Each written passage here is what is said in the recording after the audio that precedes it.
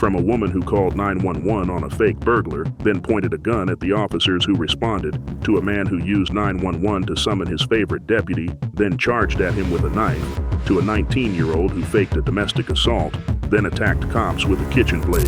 These are 6 terrifying 911 calls that turned into deadly traps. Let's see what unfolds first. December 12, 2025, Mohammed Moray Bangura called 911 to report a domestic dispute that never existed, because inventing emergencies is apparently a hobby. 2 officers arrived expecting to help a couple in crisis, only to find themselves walking into a pre-planned trap. Bangura matched his own fake description, calmly chatted with officers, and waited for the perfect moment to strike. Then he pulled a knife from his jacket and charged like he was auditioning for a horror movie. He fabricated a crisis, summoned police, and tried to murder them, all before lunchtime. Arguing. Okay, let's get to that first, and then we go to the second part. Yeah, so that was happening over.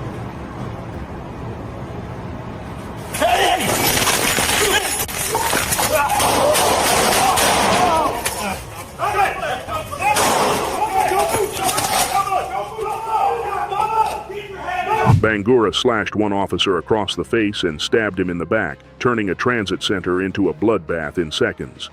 The wounded officer collapsed as his partner drew his weapon and fired, ending Bangura's violent career change attempt. Both the officer and his attacker were transported to Harborview Medical Center, where both survived, the officer by luck, Bangura by poor aim. A fake 911 call, a planned ambush, and 2 officers who walked into a trap expecting to help someone. Bangura wanted to kill cops. He just wasn't very good at it.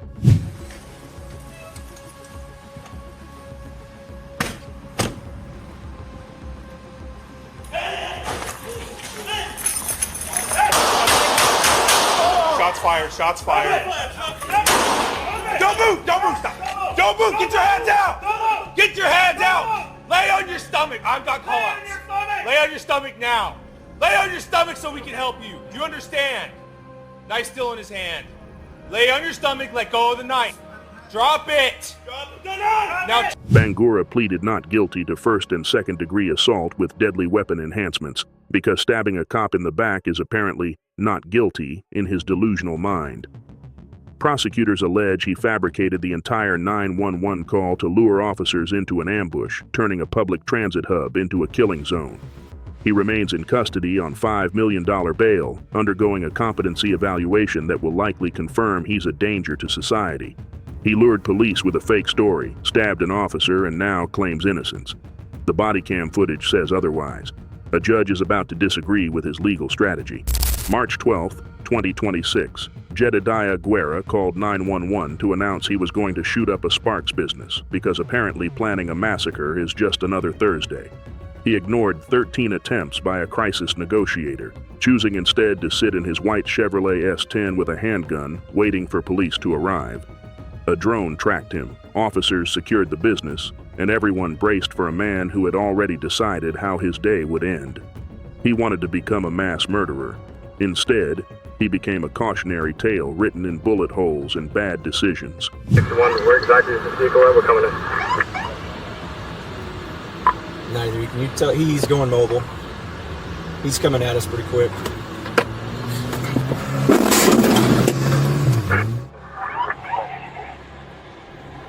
Neither. Can you tell? He's going mobile. He's coming at us pretty quick.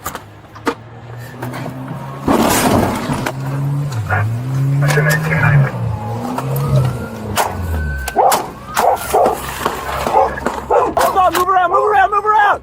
Move around, move around!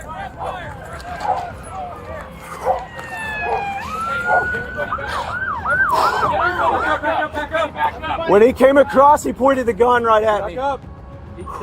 Hey, let's swing this way so I can get behind this fucking car. Guerra released his dog from the truck, maybe his only decent act, then floored it directly at marked police vehicles with a firearm raised. He slammed into a K9 patrol car, trapping the officer inside, then head-on into an unmarked unit before officers opened fire. He came to kill cops and civilians. Instead, he found people who refused to be his victims and shot back. His suicide mission failed because he forgot one crucial detail. Police officers shoot back, and they're better at it. Hey, we got him. Hey, hey. Pull over here. Hey, back up, back up. Hey, back up, back up. Back up. There was one. Let's swing this way.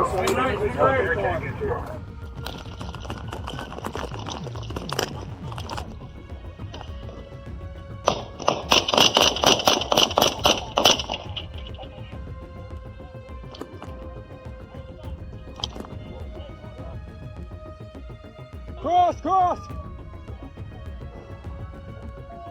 Officers made PA announcements for 14 minutes begging Guerra to surrender, but he never responded, because dying was always his plan. They found him inside his truck, still clutching his black handgun, pronounced dead at the scene with his massacre fantasy unfulfilled. He threatened mass murder, rammed police cars, and refused every chance to live. He got exactly what he asked for, a one-way ticket to the morgue and 0 victims besides himself. The business stayed open the next day. Guerra stayed dead. That's what we call a happy ending. April 28, 2025, Jody Cobia called 911 to report an armed burglar inside her own home, except the only intruder was the one holding the phone. She told dispatchers she and the suspect were in the back room, crafting a fiction that would end with her death. Officers arrived expecting to save a victim, not knowing they were walking into a pre-planned suicide. Cobia answered the door dressed in all black, a gun at her side and a police patch on her shirt, because confusing cops is a brilliant final act. She set a trap. Then she answered it herself. Hello? What the fuck on my shoulder? Oh, hey! Shots fired! Shots fired! Shots fired! 366, shots fired! Shots fired. When Cobia raised her weapon at the officers, they stepped back in shock. But there's no retreat when a gun is pointed at your face. 5 rounds were fired over 2 seconds, dropping Cobia where she stood as her dog lunged at an officer for good measure. Shots fired crackled over the radio, and a hold was placed on the residence while officers secured the chaos. A mother of 3 who didn't have custody of her children decided to die by forcing cops to pull the trigger. She got her wish. Let's wait for some more. Gun might be at her foot. Any units responding, I need a shield to the front door. How about we move her where we can work her before we get that decision? She's got no pulse. 1 GSW center mass. 1 exit. Both are chest sealed. Okay. Officers immediately began life-saving measures, but Cobia was pronounced dead at the hospital, her suicide mission accomplished without a single officer injured. The dog was unharmed and has since been rehomed to a family that hopefully won't use him as an accessory to death. She called police to her own home, dressed like a burglar, wore a fake badge, and pointed a gun at officers. She got exactly what she wanted, a body bag and 3 children who will grow up knowing their mother chose death over them. The officers will carry that trigger pull forever. Cobia carried nothing but a bullet. May 5, 2025, Chicago police responded to a call about a person with a knife inside an assisted living facility, expecting a mental health crisis, not a double homicide investigation. Officers encountered 47-year-old Alfonso Wright inside his apartment, armed with a knife and apparently in no mood for conversation. A sergeant attempted to de-escalate, calmly asking Wright to come out and talk, but Wright responded with paranoid rambling about people eating our souls. Officers deployed their tasers, but Wright ignored the shocks and verbal commands like they were background noise.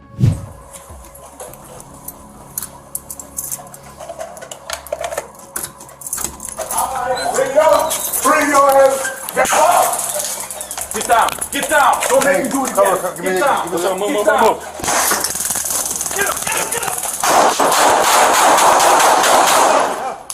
Shots fired! Shots fired! Shots fired! Let me get EMAS over here.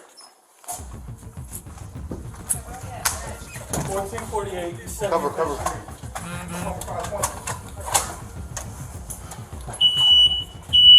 Okay? Yeah, I'm good. Good, sir. Yeah, I'm good. Hey, get the knife.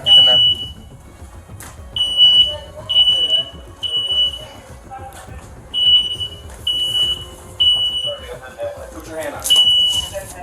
320, I'm here.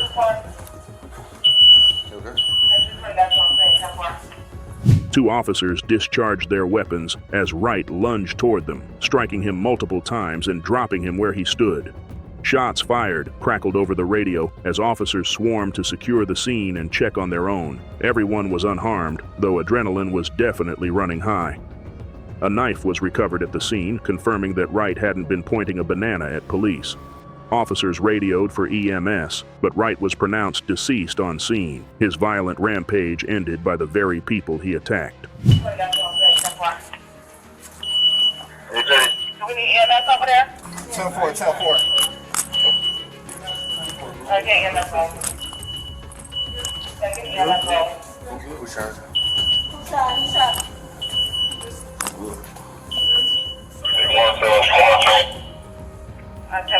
Sarge, your taser, pull your thing out.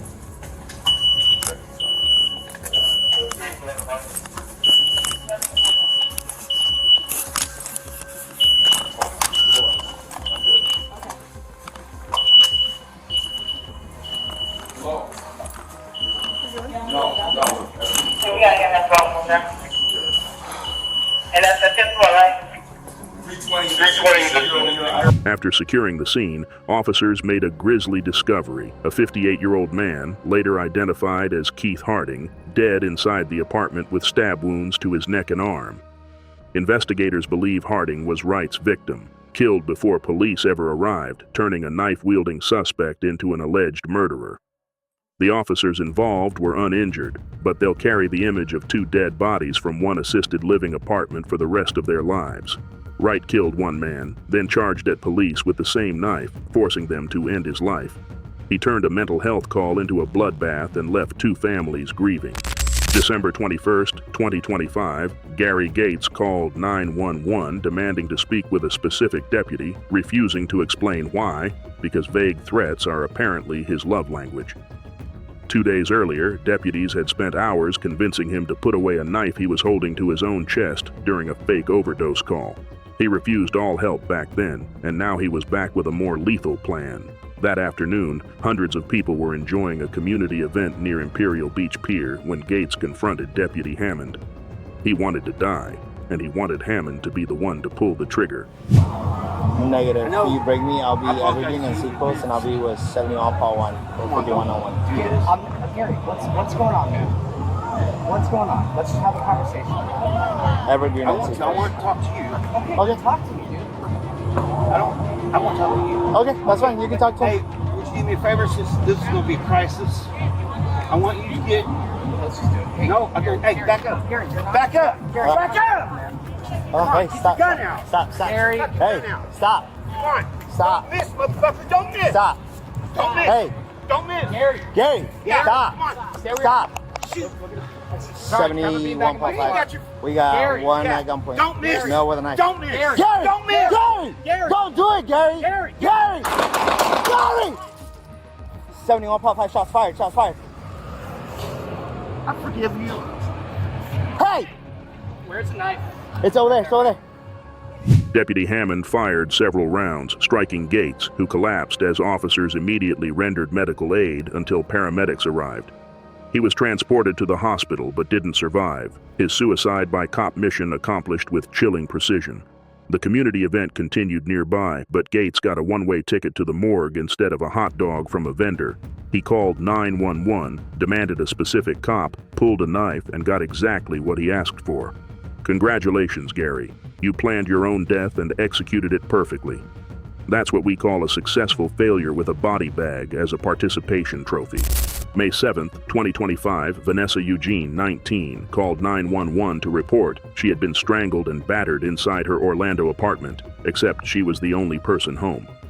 Deputies arrived at the second-floor unit, knocked and identified themselves, but no one answered the door. They heard screaming and crying inside, with a woman saying she was okay, but no one knew if Eugene was in danger or if someone else was inside. Deputies breached the front door but stayed outside, continuing to communicate with the unseen woman behind a closed bedroom door. Something was wrong. Very wrong. Come to the door! She says I'm okay. Look at my window. You see anything here?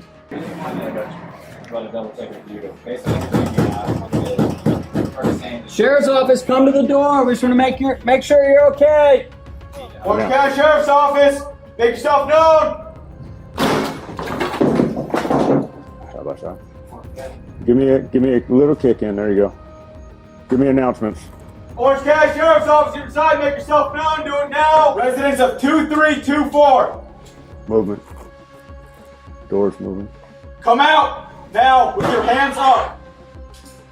You want Take the ram.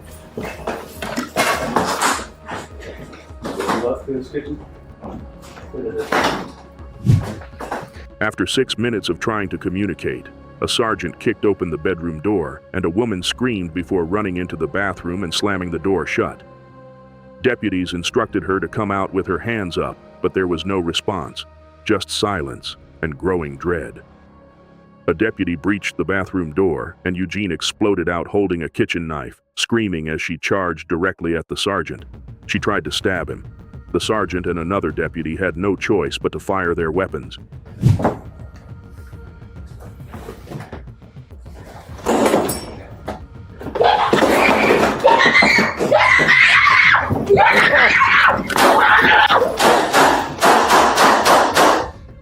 Calm down. Calm down.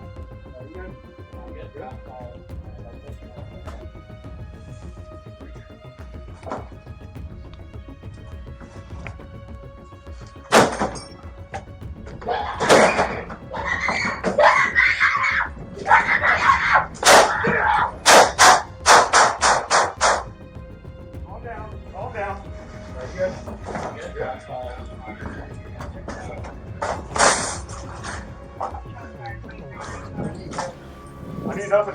We need a medical team in here. Everybody out. Eugene was struck and collapsed, still clutching the knife as deputies immediately began first aid until paramedics arrived. She was transported to the hospital but later died, her suicide by cop mission accomplished with chilling precision. Investigators later confirmed Eugene was completely alone in the apartment. There was no attacker, no boyfriend, no domestic violence. She called 911, faked an assault, lured deputies to her home, then charged at them with a knife. She wanted to die. She made sure cops had no choice but to oblige. A 19-year-old girl planned her own death and used police as her weapon. The deputies will carry that trigger pull forever. Eugene carried nothing but a bullet and a lie.